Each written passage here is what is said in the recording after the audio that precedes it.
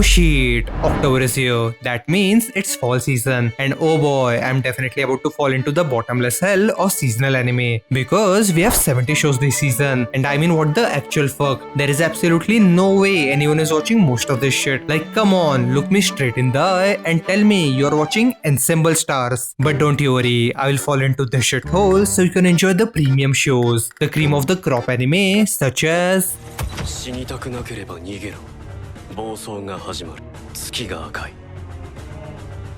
もう時間がない Eminence or Shadow is back with that boy said, and he's wilding out once again, casually getting involved in a vampire takeover where the factions of that city are having a sort of civil war. But the goat himself is unknowingly about to take over the whole city and simultaneously blast that shit before even the battle starts. And honestly, I'm just happy that this anime has turned up the notch on Sid's bullshit. 覚醒の時は近い暴走が始まる David Production is back with Undead Unluck, and not gonna lie, I'm pretty excited. The plot goes as follows. This is Andy, a guy who does not die. You can split his head, run him over with a train, or blast him with a freaking meteor, but he will walk right out of that shit. This is Fuko, a girl who brings misfortune to anyone she touches, especially to those who she loves and cares about. And honestly, that is really fucking sad. Her parents got caught up in a plane accident and died just because they kissed her goodbye and hugged her. So what do you think happens when a guy who does not die and a girl who in a nutshell brings death to whoever she touches? Well, as for the undead, the dude clings to her because he finally found someone who could kill him and end his never-ending life. To be completely honest, this anime has a slow start, and I am not saying story-wise. I mean, they get right to the business since the very first second. But I'm talking about show as a whole. When you first start the anime, it feels as if this is another generic shonen which you will watch for 3 or 4 episodes and say this is really good, but it is not for me. And that is why I am here to tell you, give Undead Unluck a chance. It will really grow on you as the time passes. Yes, you might get put off with few things initially, but as the time passes, it will grab you and it will never let you go. So don't drop it. And even if you don't wanna listen to me, I'm sure David Production is not gonna let you drop it with this banger production. At first, I was gonna say animation, but no, every single thing they have put in here is a banger. The same thing can be said about Dr. Stone. Not about the animation, but about the story. After season 1, we were in this limbo state where people were infighting and not exploring the world or finding out the cause behind everyone's petrification. But now that is exactly what we are focusing on. Like I previously said, it takes time to hit the peak for some anime. Well, the peak for Dr. Stone is just about to begin. From here on out, Dr. Stone focuses on every single thing which got me into Dr. Stone, which is the world building and solving the mystery on why everyone got turned into stone. And hopefully the anime does the story and art justice just like the manga. Okay, enough of this. Oh, the story gets good in 3 or 4 episodes. I need an anime which gets good immediately. Something like this.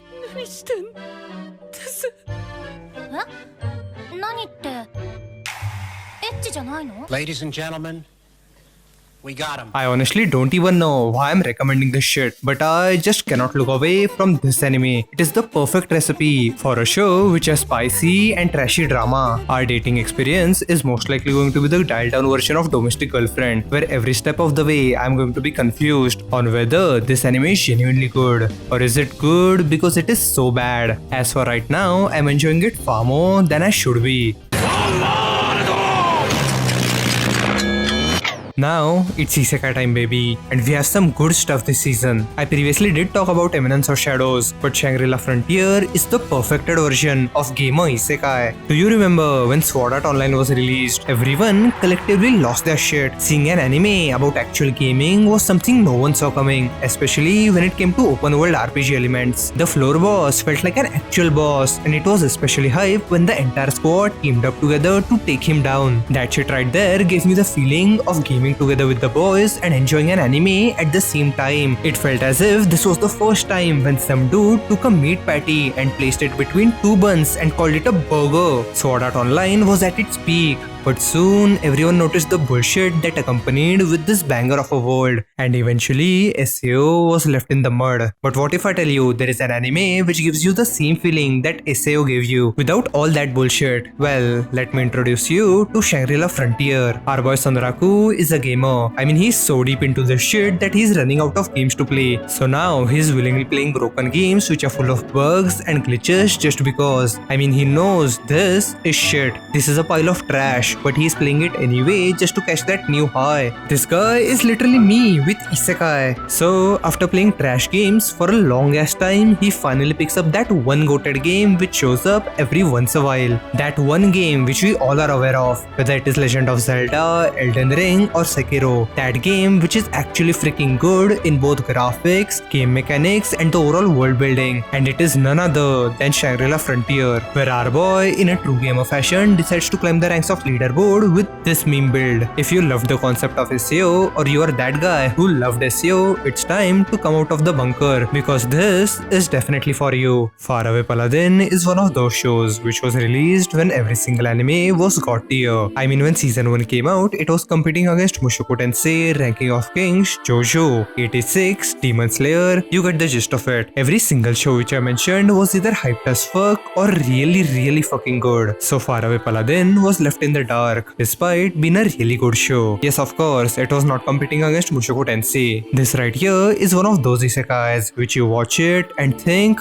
hey, isekais are actually pretty dope. But to be completely honest, this right here is more on the side of fantasy than isekai. I mean, yes, there is whole rebirth factor here, but it is used as a tool to build the initial relationship with his parents. I cannot recommend this one enough, even though I know most of you will probably sleep on it because of the show I'm about to mention. Frieren is the best anime of this season. Okay, JJK fans, calm down, lower your weapons. JJK started airing in July, so technically it is from summer season, not fall season. And even if we do consider JJK Shibuya as a fall season anime, I really do believe that Frieren can compete with it in a different kind of way. It has been a very long time since we got a full-blown fantasy anime without the whole I got hit from a truck shit. The last one I remember is Ancient Magus Bride, which was also really fucking good. Go watch my video on that. But back to Frieren. The basic gist of this anime is the passing of time for an elf. We follow Frieren, an elven mage whose lifespan is over 1000 years, and we kind of see life from her perspective. This is not a battle manga where you see your main character say,